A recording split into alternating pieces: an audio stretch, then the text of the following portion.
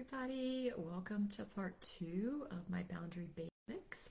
I'm so glad that you're here. I am Jen. I'm a certified life coach, and if we haven't met, I am a certified life coach. I used to be a physical therapist, still am a physical therapist, and I got into life coaching when I myself started working with a life coach because I was feeling burnt out, overwhelmed. I kind of felt like I was on my hamster wheel of life and not getting where I wanted to go. And I kept asking myself, is this really all there is to my life? And worked with her for a while and had such an amazing transformation myself that I got certified to help women just like me and you, people pleasers that tend to get burnt out and overwhelmed. And I love helping women kind of overcome those things and take back control of your time, your energy, and your peace. So last week we talked about why we feel guilty saying no and how to shift that. And if you missed it, go back and catch the replay.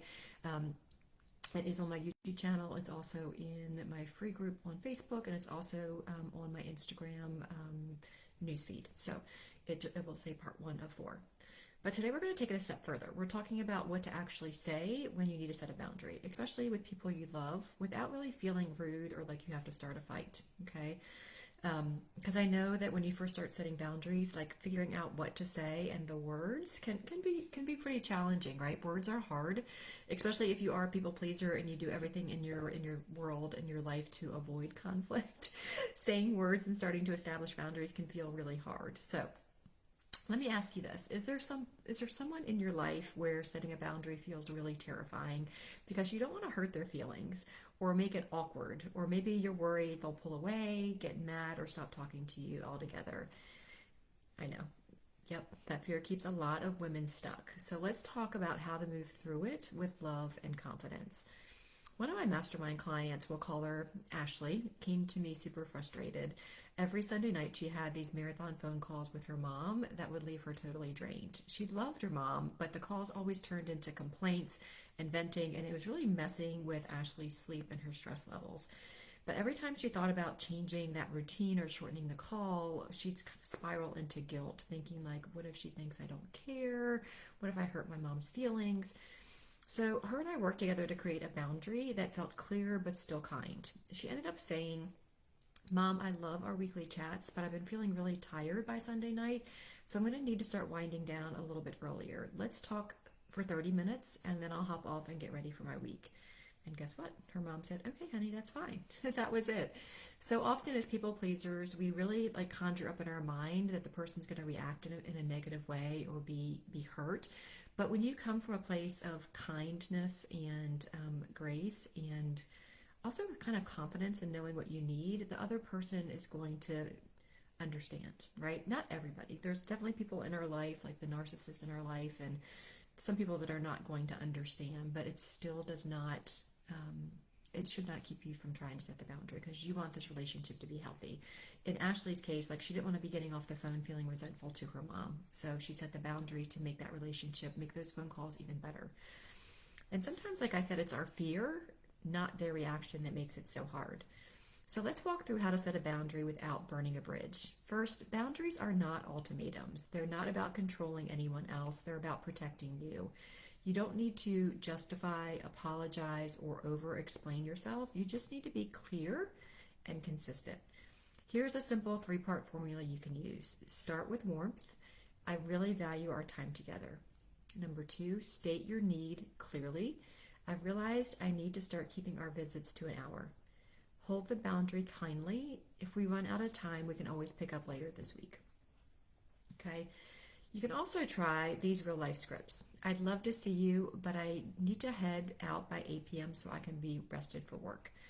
I know I get together with some of the volleyball moms on my son's team once a month for cards, and I know at 51 years young that I need to be winding down by 9:30 p.m. So I need to be like in bed ready to sleep by 9:30 because our mornings start really early, right? So I usually start off the cards night by saying, I'm so excited to see you guys. I'll need to like scoot out around 9 o'clock.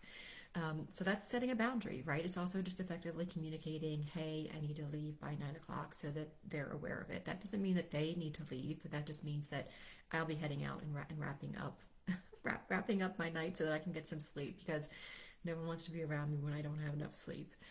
Another thing that you can say is, I'm not available to talk tonight, but let's catch up later this week when I can really be present, right? Another way of saying it is, I'm choosing to spend this Sunday as a rest day. It's something new I'm trying. I'll check in next week. Notice the tone. It's not cold, it's just clear and simple. It's not selfish, it's honest. Boundaries really help you stay in connection, but we're constantly overextending ourselves, or when we constantly overextend ourselves, we end up feeling resentful, and that does hurt relationships. So you're not pushing people away. You're actually really preserving the connection by being honest about what you need, want, and desire. Okay? And that's not selfish, right? That's doing your best to make the relationship as healthy as you can for you. So if you're thinking, ugh, I have that exact situation in my life and I don't know how to handle it, that's what I'm here for. That's what I do as a life coach. One of the things that I really help my clients with is setting boundaries, finding the words in different relationships. So let's talk. Comment, call, or session wherever you're watching this, whether it's in my newsletter, YouTube channel, Instagram, or in my Facebook free group. If you comment, call, or send me a message, call or session, I'll reach out to you and we'll just schedule a time to connect on what I call my free personalized life assessment calls. This is not a high pressure sales call at all. It's just a chance for us to connect. We can talk about some boundaries you might need to establish or some other areas that you're struggling in your life.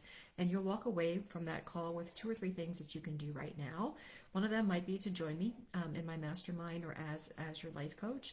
But there's not going to be any pressure to do that. I'm just going to help you figure out what is the best path forward for you. And again, you're going to leave that call with 2 or 3 things that you can do right away. No pressure, no sales call, just us connecting and giving you the help. You don't have to figure this out alone, right? I've got you. So thanks for being here today. Boundaries can feel really hard, especially at first, but you're so capable of this. And once you start setting the first boundary, you're going to recognize that they're easy, that it starts to get easier, right? So just like going to the gym starts to get easier as your muscles get stronger, setting boundaries starts to get easier the more you do them. You're doing amazing. Keep practicing. And remember, you're not being mean. You're just being clear. Have an amazing day. And I will see you next week.